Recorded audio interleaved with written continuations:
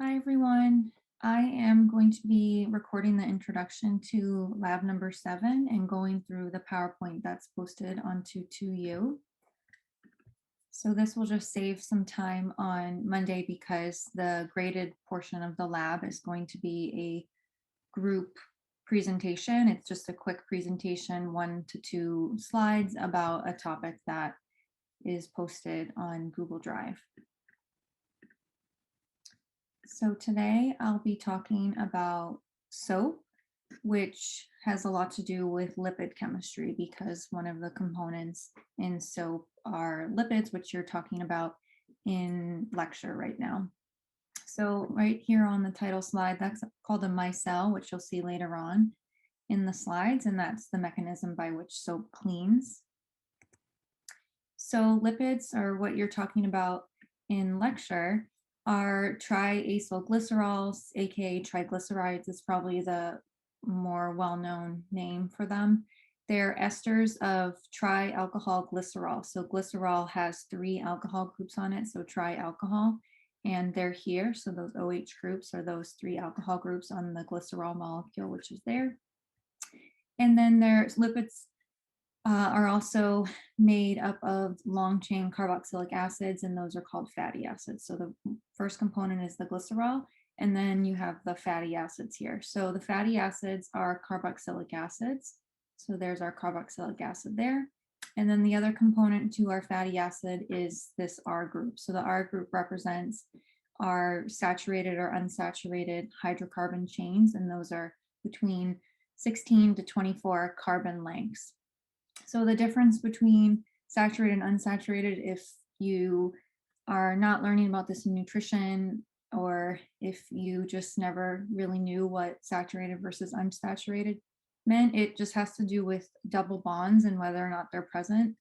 So in saturated fats, those fats don't have any double bonds present, so they're able to stack on top of each other very easily, and that's why saturated fats like butter or the saturated fat in cheese from dairy, that those are solid at room temperature. Butter softens a little bit, but they are hard, or they're more solid. Another example is Crisco is made of saturated, it has a lot of saturated fat in it, and it's solid at room temperature. Same thing with coconut oil. So coconut oil is also solid at room temperature. When it heats up, it becomes more liquid, but if you have it in your cabinet and it's just room temperature, it's usually solid because it's saturated fat.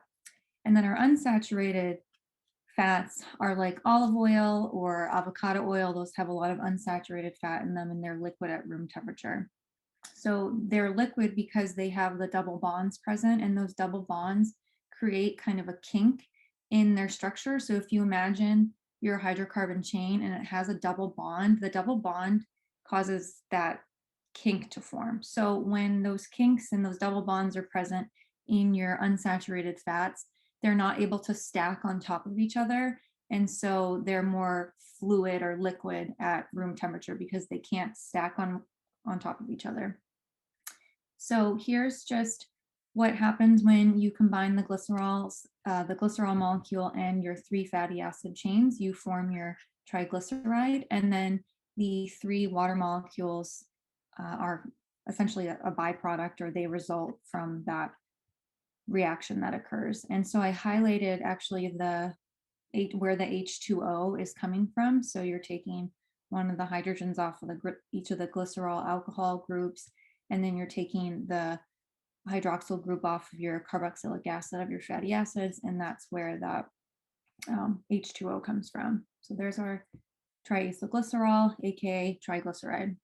So most naturally occurring triacylglycerols contain more than one fatty acid chain. So in this next slide, these are the different structures of, what do we have here? We have olive oil. So these are the different fatty acids that are present in olive oil. So if you think back to the first lab where I mentioned that olive oil is made up of different lipids or fats, and to describe the nonpolar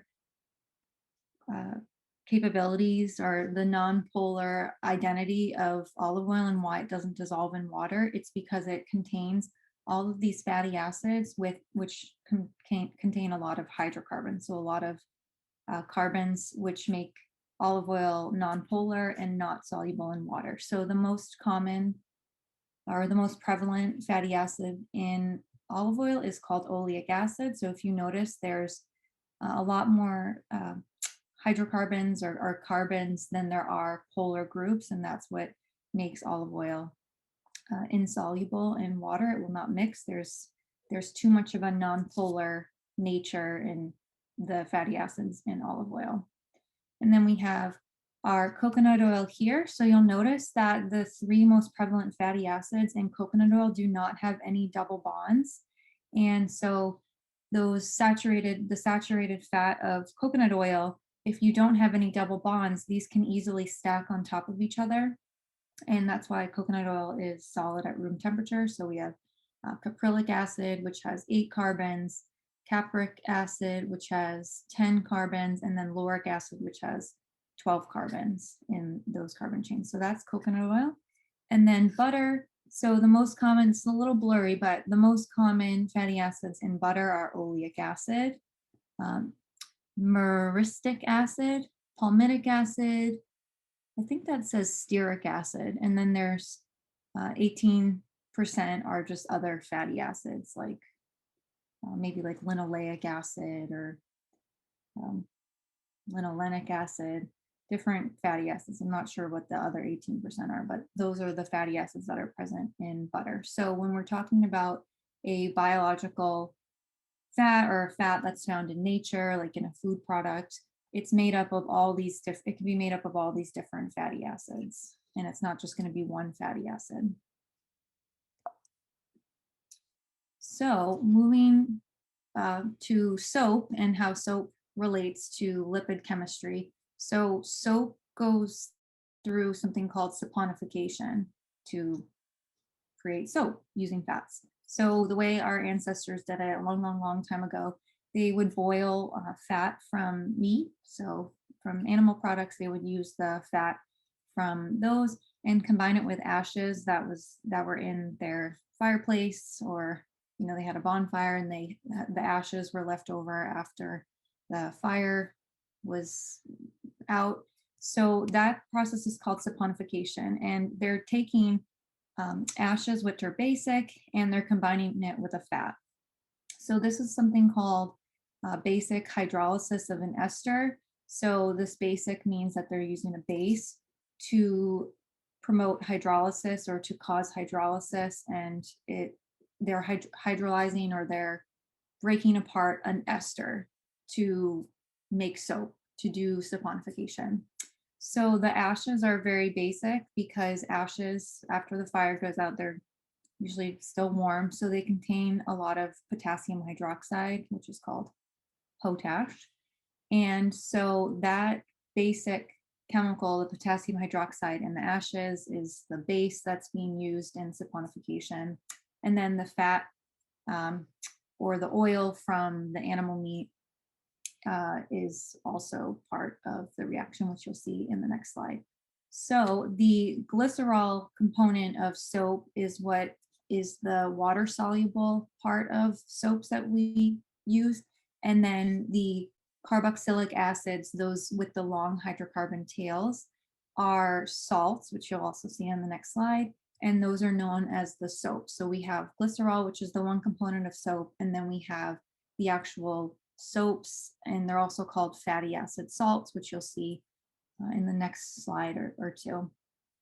So properties of soap have to do with the type of fatty acids that are present. So if you compare coconut oil with olive oil, you know that olive oil is liquid at room temperature and coconut oil is solid at room temperature. If you made a soap using olive oil and you compared it to a soap using coconut oil, or maybe like a Crisco, or like trans fat, like some type of hydrogenated oil. If you're in nutrition and you're learning about hydrogenated fats, they're usually solid.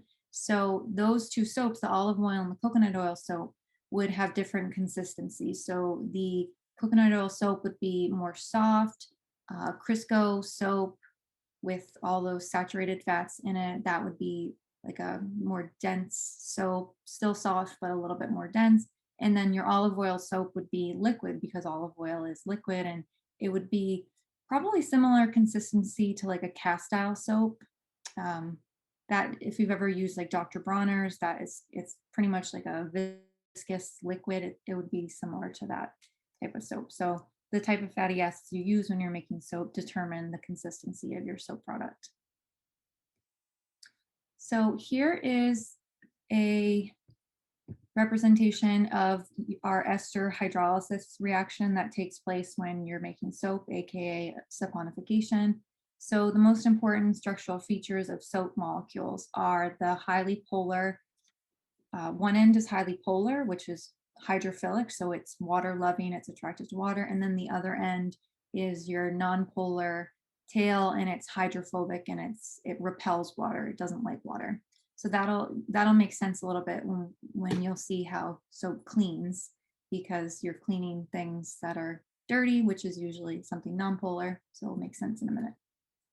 So that structure gives soap its detergent or cleaning properties because cleaning has a lot to do with polarity. So to clean something and to clean it well, usually our cleaners at home can really tackle stains. Like if you use OxyClean or like Goo Gone to get rid of stains, you're actually performing a type of solubility experiment because you're using a cleaner that is working on the stain and using solubility, because if it's not going to have a soluble component, if your cleaner cannot dissolve that stain and clean it, then it's not going to work. So cleaning is chemistry. You might not think of it, but it is the chemistry of polarity and solubility. So here is our triglyceride, our triacylglycerol, and it's undergoing a hydrolysis reaction, which I highlighted in green. And I drew these green lines here to show where that break is happening, where the hydrolysis is, where our triglyceride is breaking apart and undergoing ester hydrolysis is right there. And so we're breaking apart where that glycerol molecule used to be, and we're breaking up this ester here. So that's why it's called an ester hydrolysis, because there's that ester that's on our triglyceride, right? So we have our C double bond to an O, and then there's an O with an R group, and then there's another R group here. So that's an ester, and we're performing hydrolysis on it. And it's called a basic hydrolysis reaction because we're using something basic. So this is our sodium hydroxide. It's abbreviated NaOH. And once we use our base to do the ester hydrolysis, basic ester hydrolysis reaction, we are left with soaps, aka fatty acid salts, and glycerol. So our soaps are called fatty acid salts. These names are interchangeable. So if you think about sodium chloride, which is just table salt, which is NaCl, you might remember from inorganic chemistry that an ionic compound it has charges on it. So Na would have that plus sign, and then the Cl would have the negative sign, if that sparks your memory from inorganic. So kind of the same premise here. We can see that once we use our base of sodium hydroxide and we cleaved the bond right here on our ester, picture there's nothing here anymore because this O is over here, and then we just have the C double bonded to an O. The O that's present here is from the OH and NaOH. I highlighted in pink. Our Na is here, and that's from our NaOH, our sodium hydroxide, or NaOH as well. And so this is our ionically charged salt. And this is our fatty acid salt because there's that R group, that long chain of hydrocarbons, and this is our salt component. So that's the fatty acid salt, and that's where the salt word comes in.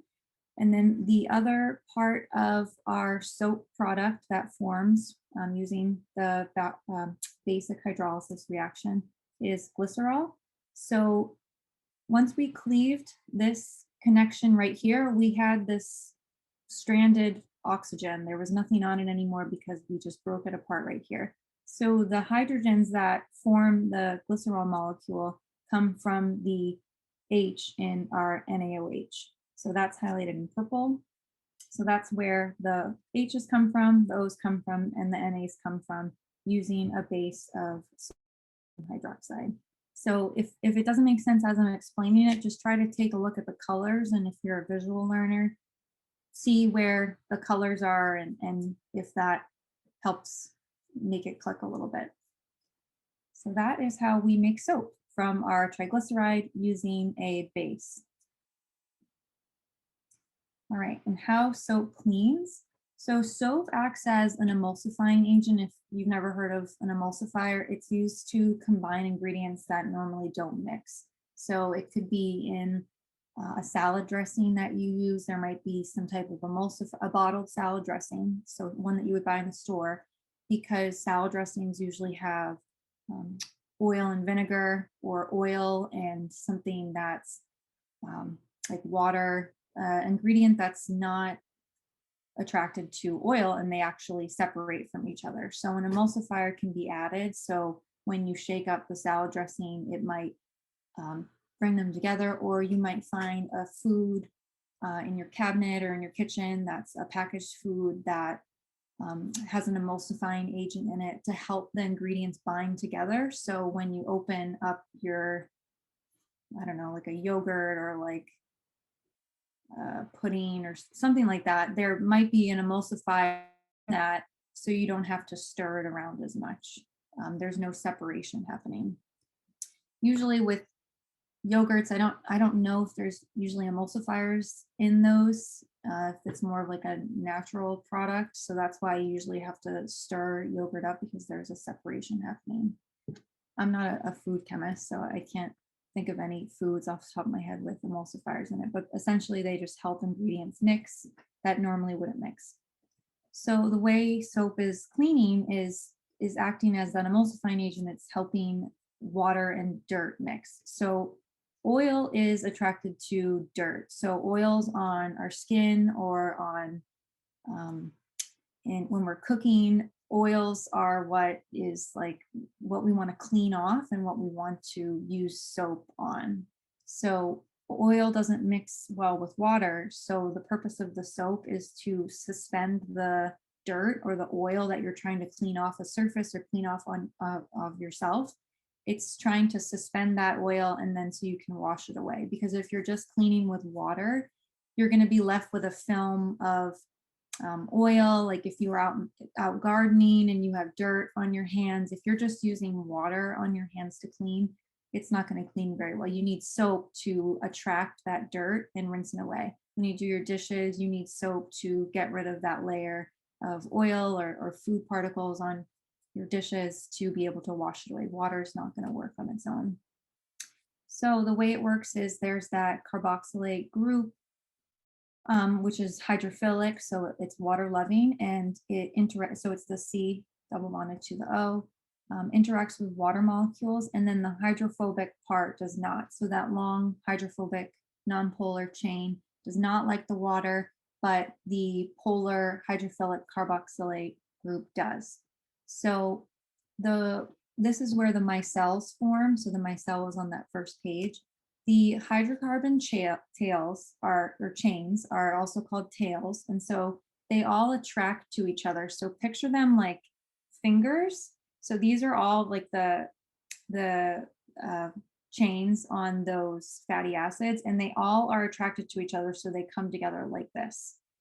I don't know the mechanism, but it's some type of attraction that they have to each other. So they come together like this, and they form those micelles. So it looks like a circle of like fingers coming like that, and that's why that's why the shape of the micelle is like that, because those hydrocarbon chains are attracted to each other.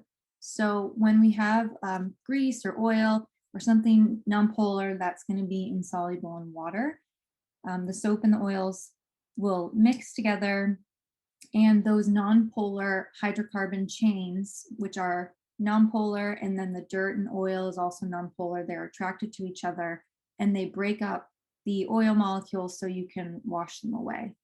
If this isn't making sense and you're a more visual learner, there's a picture on the next slide. So the grease and the oil will attach or become caught inside of the micelle because those tails are surrounding the drop of oil, and then they are attached to it, and you can just rinse it away with water. So that's that polarity solubility connection there. So here's a good picture, just to for the visual learner. So here is our soaps. So there's our soap molecules, there's the polar head, and there's the non-polar tail, and this is represented down here. So this group here, the fatty acid salt with the positively charged sodium and the negatively charged oxygen are in this black circle here, and it's our polar head because this is going to be polar. This is ionic, which is going to be very polar. It's going to be very soluble in water. And then our non-polar tail here is the fatty acid chain, that hydrocarbon tail. So all of those hydrocarbon tails are attracted to each other, form this circle, and they surround our drop of oil or our grease or dirt on our skin, anything that we're trying to clean. And then they are in water. So this is all happening in water. These are the water molecules that are surrounding our micelle. So picture this on the tiniest microscopic level, all of these tiny little dirt particles that you might not even see with the naked eye. This is happening to wash them away. So it's in the water is attracted to the polar heads on the soap molecules, and those non-polar tails are doing the work of surrounding the oil or the dirt it wants to wash away, and then goes down the drain, and that's how it cleans. So here's another picture here, just to show, again, the mechanism of the soap molecules with the polar head and the non-polar tail.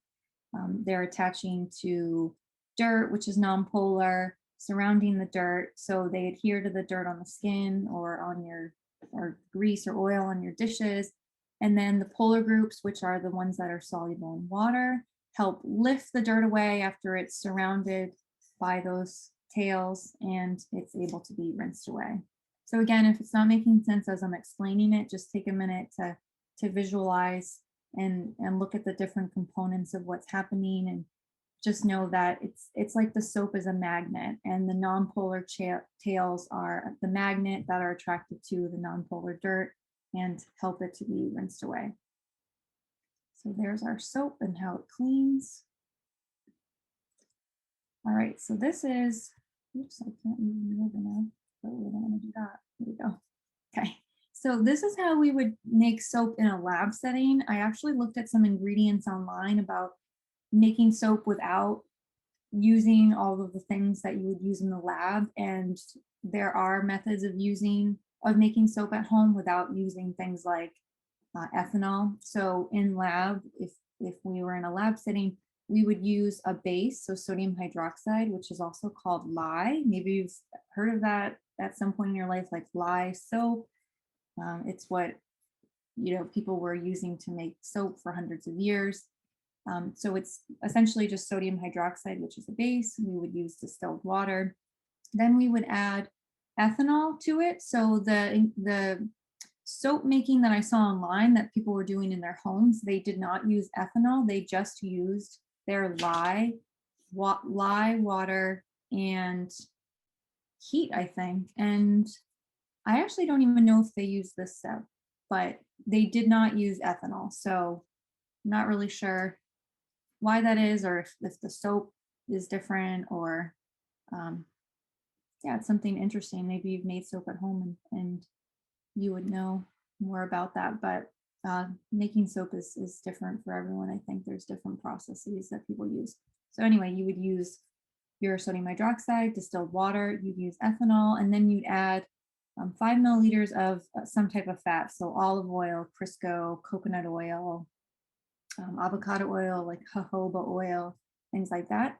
You'd add them to some type of container, so like a beaker or a flask. You'd add boiling chips. So boiling chips just help to boil the mixture that's in the container. You would mark the level with a Sharpie. and then you place it in a hot water bath and you would heat it up. So that's actually a step that's the same in making soap at home. They need to use heat and heat it up and boil it. So you boil it for 10 to 15 minutes. And then where that Sharpie line is, when the mixture in there starts to evaporate and it's below the line that you drew with the Sharpie, you have to add more ethanol and water. So a mixture of ethanol dissolved in water, you would add it and like top it up to the Sharpie line. So when it starts to fall, you top it up so it's back at the Sharpie line. So you're basically replacing any solvent you're losing when it's being heated up. And then you take something called a brine, which is basically salt water. It's sodium chloride solution, so sodium chloride NaCl. So you're using brine, aka salt water solution. And you would also add some food coloring or essential oils to it for fragrance or color. So you'd add that to a separate container containing your sodium chloride brine solution. And then you'd combine both of them. So you combine this hot mixture here with your brine and mix them up. And you have to mix them in an ice bath. And so while it's cooling in the bath, you mix both of them and you're stirring and stirring, and then it starts to solidify and become harder, and it will look more like soap. So you just have to keep continuously stirring while it's chilling in an ice bath. Then you'd vacuum filter it. So like I did with the aspirin, I set up the vacuum filtration and I use air to pull out all of the liquid in there. I would wash it with ice cold water.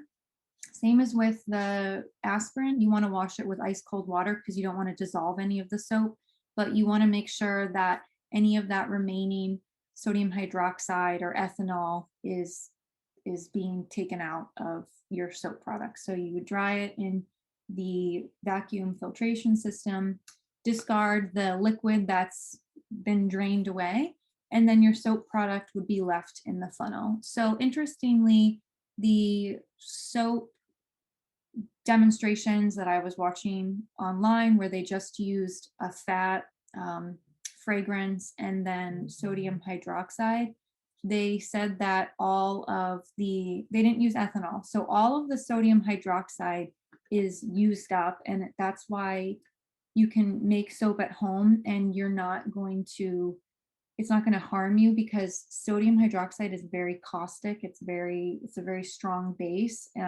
It can irritate the skin. It's a strong base. So it's not good to get it on your skin or breathe it in. But if you remember, actually, if I can go back, no, I can't go back. Yes, I can. Here we go. If you remember, all of our sodium hydroxide is used in the making of soap. So this sodium hydroxide is no longer sodium hydroxide. It was used to create a fatty acid salt and glycerol.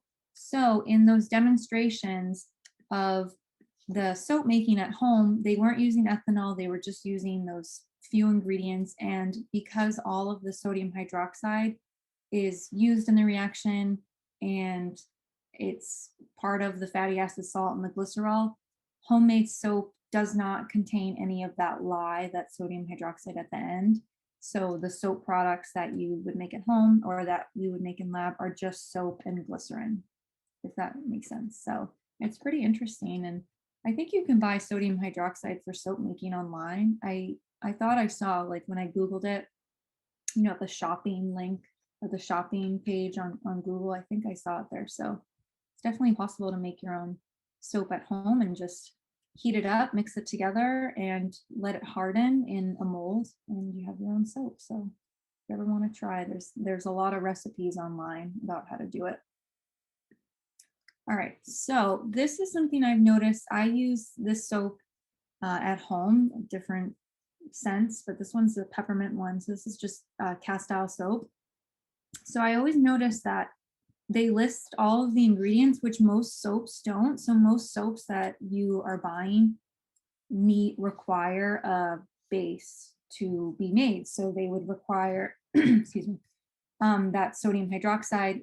Dr. Bronner's uses potassium hydroxide, which is just KOH. So it's still a very strong base. And it's how they make their soap. So they use potassium hydroxide instead of sodium hydroxide, and they write on the bottle that none of it remains after saponifying oils into soap and glycerin. So saponifying is that saponification. So I think it's pretty interesting that they put that on their bottle and they're very transparent about all the ingredients that they use. And they do make it apparent that to make soap, you do need a base. And somebody might look at that and think, oh no, potassium hydroxide, I don't want to use that on my skin. But they put that little disclaimer there just to let the consumer know that no, none of that is going to remain because it's all used up and you just get soap and glycerin in the end. So that was just something I wanted to show everyone. There's a close up of the label there. Okay. And so soap, we've covered soap. So now detergents. So detergents were made because soap creates soap scum, a precipitate, an insoluble substance that can stain your shower, your dishwasher, your sink. So detergents were made because when you're washing your laundry, that wastewater from your laundry goes out into the earth, and the old detergents used to pollute. That's actually in the next slide, but anyway. So soap has the disadvantage of being ineffective in hard water. So hard water has minerals like calcium, magnesium. Sometimes you might notice like a residue on your shower if you have a glass shower door, or on glasses that are from the dishwasher. If you are using a dish soap that you didn't use too much of it, like you used the right amount, sometimes our dishes are cloudy because of the hard water stains. And hard water stains can actually also be in your coffee pot. If you make coffee, you might see just like a white residue. So hard water contains metal ions, calcium and magnesium. So in the presence of those metal ions, soap forms something called soap scum, which is a precipitate, which is something insoluble. It's like a solid forming. So that's that white material you might notice that is a hard water stain. So that's kind of the disadvantage of soap, in that if you use it in hard water, your items or your clothes or your washing machine might not look very clean because the soap scum results from using soap and hard water. So detergents were made to avoid soap scum. Move down here a little bit. So here's our detergents, so like laundry detergent. So detergents were developed to counteract the difficulty people were having using soap in hard water. So detergents contain sulfonate esters. So these are some examples of the chemicals you would find in your laundry detergent. So the calcium and iron salts of the sulfonate esters of detergents are water soluble and make them effective in hard water. They won't leave that residue, that soap scum that soaps would.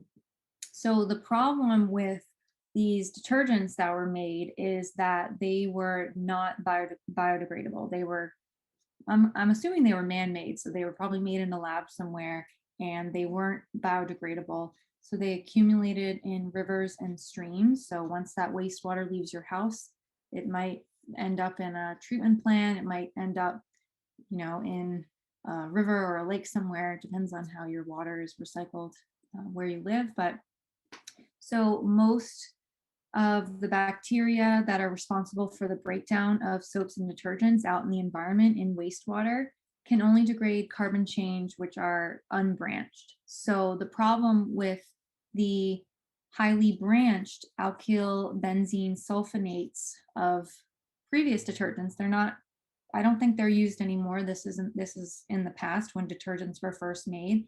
So they're highly branched. The bacteria in wastewater treatment plants can't break them down because they're too branched. The carbon chains are too branched and they're not going to break down. So the detergents that are on the market now are called linear alkyl sulfates. So highly branched was the one that was bad and bacteria couldn't break down. Our detergents now are linear. So they're straight line, they're not branched and all over the place. They're more straight, linear, and they're only one branch in the carbon chain and they're attached to this benzene ring here. So here's just an example, ABS. So um, oh, this is actually the bad one. So this is our alkyl benzene sulfonate, which is highly branched. So there's those branches coming off, those methyl groups that are coming off of the hydrocarbon chain. This is the linear, right? Okay, this is the linear. So this is the one that is straight, linear, and will be degraded and broken down by bacteria and wastewater. So this is the one we like if we're using detergents at home, and this is the one that we don't like because we don't we ideally we don't want to be polluting rivers and streams and wildlife at the expense of animals just to wash our clothes, animals in the environment and humans and all these things just for clean clothes. So we want to use what's going to be the most environmentally friendly, which is the linear alkyl benzene sulfonates. So that's just a fun fact to know. You don't really have to know this for anything. If you just are interested in products that you're using, this might be interesting to you. So that's our detergents. I found this online. This is just a comparison of soap and detergent. So some of these are pros and cons also, but this is just the structure of them. So soaps are those salts and the long chain sodium salts of long chain carboxylic acids, the fatty acid salts.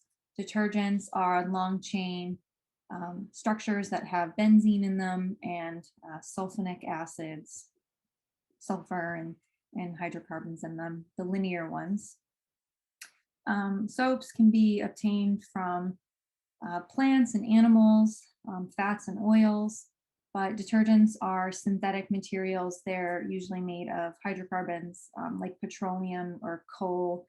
So they are dyed and fragrance is added to them, and they're very slippery.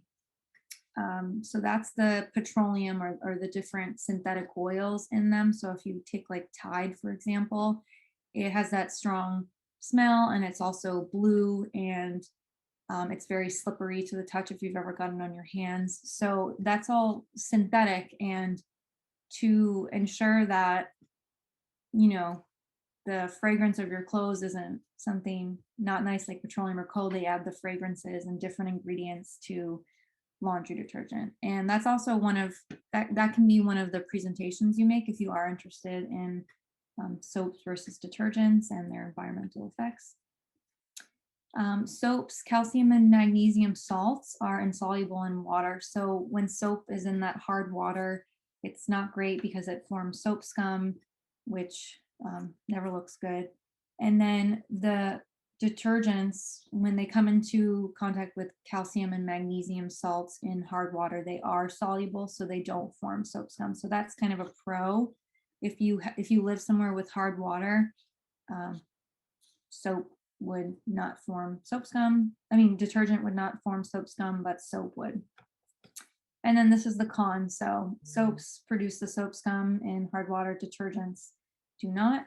Soaps are more biodegradable because they are obtained from natural resources, from plants and animals, versus detergents. They're not too biodegradable because they are made of synthetic materials typically, unless you're using maybe a all natural detergent and you research the ingredients and found that they've done their research and they're using ingredients that can biodegrade. Maybe they use some natural ingredients in there, maybe they manipulated their synthetic ingredients so they're not too harmful for the environment. But typically most detergents that are at CVS or Walgreens are not going to be biodegradable, and soaps would be.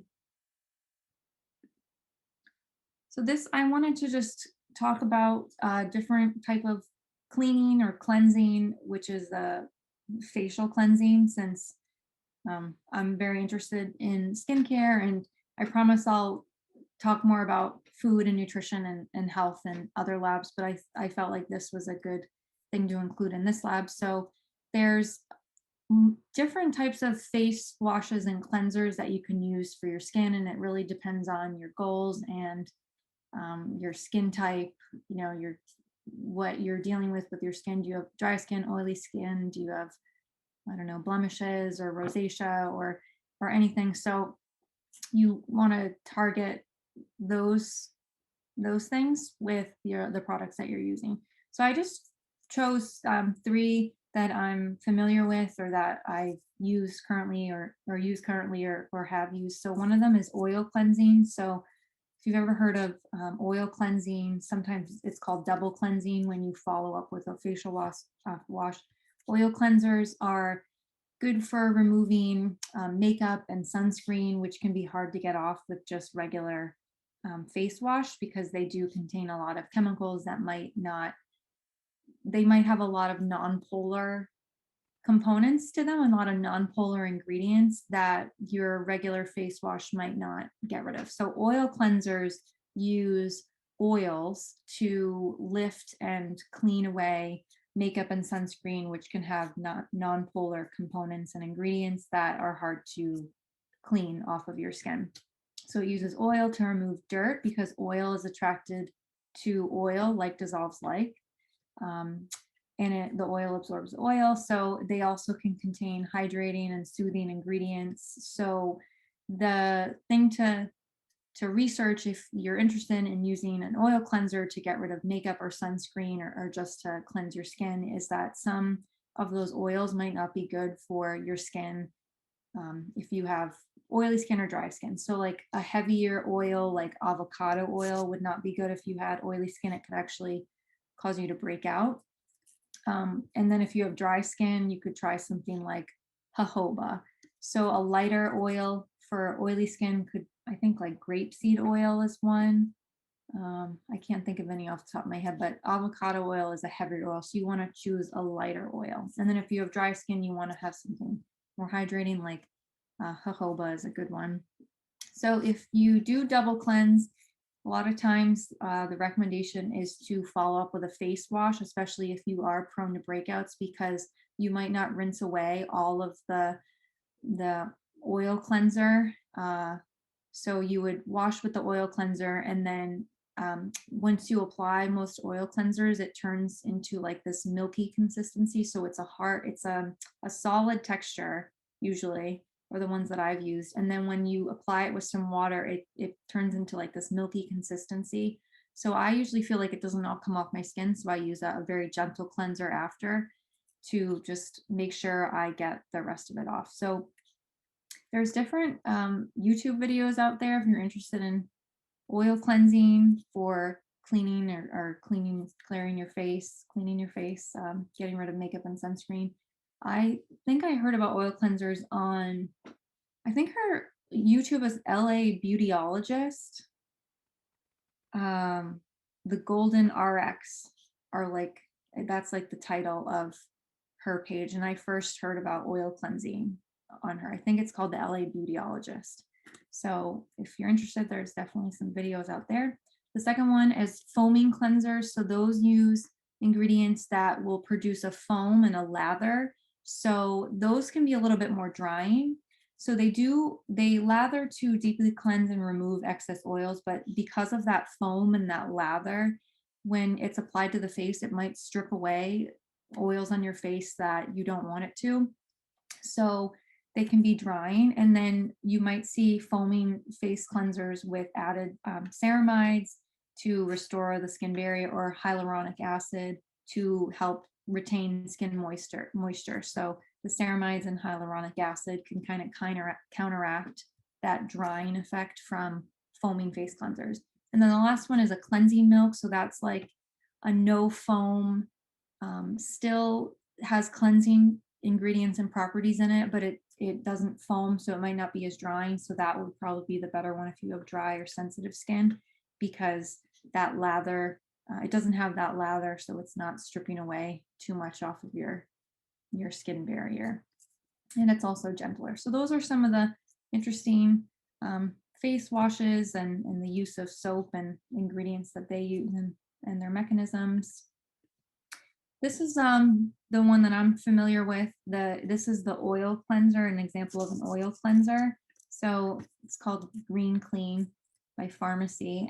These are the ingredients. So for the projects that we're doing, if you wanted to, so most of the project topics are going to have you need to identify ingredients and structures in products. So this is an example of how you could talk about ingredients in a soap product or a product in your home for cleaning. Um, I just grabbed a couple of these ingredients and I gave the name and then explained, what they do. So PEG 10 isoterate is a cleansing agent and it acts as an emulsifying agent. So it helps ingredients mix that wouldn't normally mix. Um, Cetyl ethyl hexanoate is a solvent, so it helps things dissolve in each other. And it's also an emollient, it retains moisture. Polyethylene and exfoliant, it has a bunch of uses. Exfoliant, binder, adds bulk to products. And then limonene, you might have seen that in other products. So that's a fragrance. And it can also be used to help dissolve ingredients, so acting as a solvent, but it's extracted from citrus fruit rinds. So if I were presenting a product that I use at home or like I've heard about that is used to cleanse and clean and remove dirt and oil, I could talk about three of these ingredients or a few. I think I asked for three of them in one of the projects, but I'd talk about three of them. I talk about the mechanism that they use. I could talk about different ingredients in there.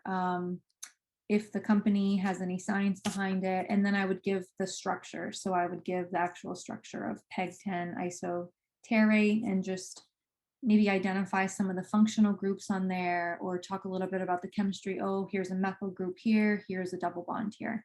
So those are the ingredients in an oil cleanser. Other ingredients are extracts to retain moisture, fragrance, glycerin, which is a humectant. So it's like moisturizing and it helps retain moisture. This is a example of a foaming cleaner, a foaming soap for cleansing your face, CeraVe. So if anyone's familiar with that one, I think this is a pretty popular one. I haven't used this one. I've used their non-foaming ones because I have dry skin.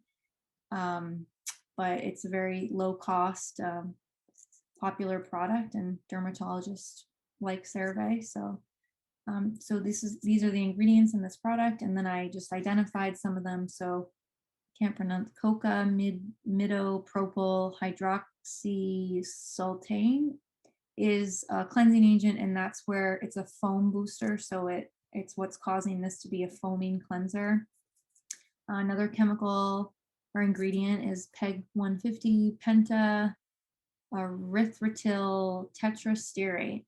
Acts as an emulsifying agent, so it's helping all these ingredients mix and increases the viscosity, aka the thickness. Sodium methyl cocoyl taurate, another foaming agent, so that's what's producing the foam when you're lathering this product up with water. It's used in sulfate-free cleansers for moisturizing. I wonder if that would be in like a sulfate-free shampoo, since those are good for like coloring your hair. I think it's from coconuts. They make this from coconuts.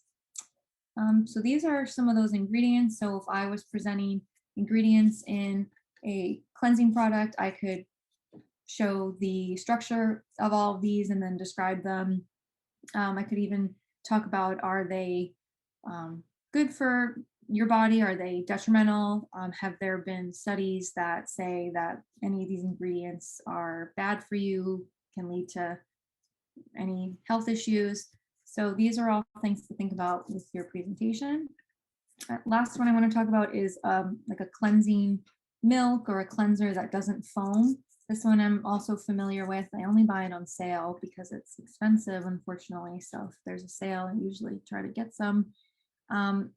Dr. Hauschka, if you've ever heard of that one. So this one does not have any foaming ingredients. When you put it on your skin, it's kind of like a liquid. It feels like a liquid cream, like it's a little bit runny. And so some of the ingredients in them are jojoba seed oil, which is a moisturizer, and it also helps increase the thickness or viscosity. Glycerin, which is a humectant, retains and preserves water. Ceteriol alcohol, emollient, so a moisturizer, emulsion stabilizer, surfactant, which is a cleansing agent, bentonite, which is a clay. So if you've ever used a clay mask, they use bentonite. Stabilizer, it's a thickener, and it also has a cooling feeling when you apply it. And then they also use something called lactobacillus oat rye wheat seed extract ferment. I looked on their website. I think they get that from a brewery, or they use this ferment from brewed beer, and it's supposedly a humectant, so it retains and preserves moisture, and then it's also soothing.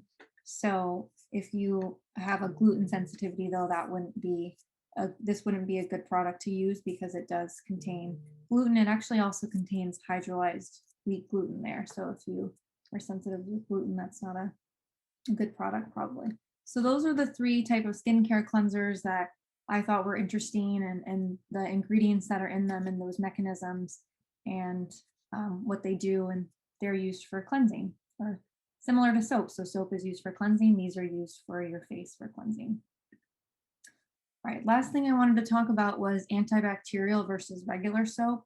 So with all of the recommendations for hand washing now with COVID-19, um, it's very important to wash your hands, of course, because you're touching surfaces, you're touching your face, you're touching your eyes, your nose. So viruses love oil. They're attracted to the oil on our hands, and that's why hand washing is important. So hand washing is actually one of the project topics. So hopefully someone picks that project. But I just wanted to talk about antibacterial versus regular. So is it better to use antibacterial, or is it better to use regular? So according to the FDA, there isn't enough science to show that over-the-counter or OTC antibacterial soaps are better at preventing illness than just washing with whatever soap you have on hand, and water. So the antiseptic products containing antibacterial active ingredients. So in Dial soap, for example, which is very common, a very common soap that people use, it contains something called triclosan. Some soaps also contain triclocarban, and they've not been proven safe for daily use. So manufacturers of these type of soaps have not shown that they're more effective than plain soap and water in preventing illness and spread of certain infections. So the FDA says hand washing with regular soap is just as good. Don't be fooled into thinking that antibacterial soap is going to prevent illness better than regular soap and water, because we don't even think that triclosan, which is in Dial soap, is even good long term. So triclosan long term exposure effects are not known, and they actually may contribute to making bacteria that is resistant to antibiotics. So overuse of an antibacterial like Dial soap may make antibiotics, maybe like a topical antibiotic. I don't know about if they mean oral antibiotics or just like a topical antibiotic that you might be using. I'm not sure about that, but they're not better than regular soap. So you can just wash with regular soap, and the FDA thinks it's fine. I looked on the Mayo Clinic, and they also recommended just regular soap and water is fine. As long as you're washing your hands, regular soap and water is fine. And it might be better if you're concerned about long-term exposure to chemicals to avoid triclosan, because not enough is known about it. If you're using it daily for your entire life, there's no science saying that it's safe. So it's better to be cautious than not. So these FDA recommendations do not apply to healthcare settings. So Dial is actually used in treatment of burns. And if you get a burn at home and you're on your way to getting treatment, or maybe it's not a very severe burn, so Dial soap with the triclosan in it is good for that, for burn wounds, and in that setting, in the healthcare setting. I think it's also good for tattoos, because a tattoo is a wound essentially. When you get a tattoo, it's a wound, so you're using needles to make a tattoo, and I think some tattoo artists recommend dial soap. So in those circumstances, dial is okay because you're not using it every single day of your life. You're using it just for the treatment of something like a tattoo or a burn. So that is antibacterial versus regular soap. Okay, so that's it for the lecture slides. The short group presentations can be quick, 5 to 10 minutes. So you'll be in the group that you worked with previously on a group worksheet. And I have the topics, they'll be posted on a Google Drive that I'll give everyone in the section access to. And your group number, so group 1, 2, 3, 4, 5, 6, or however many, and then your names, and then you have your color coded, so like purple, yellow, green. Your group has a specific color.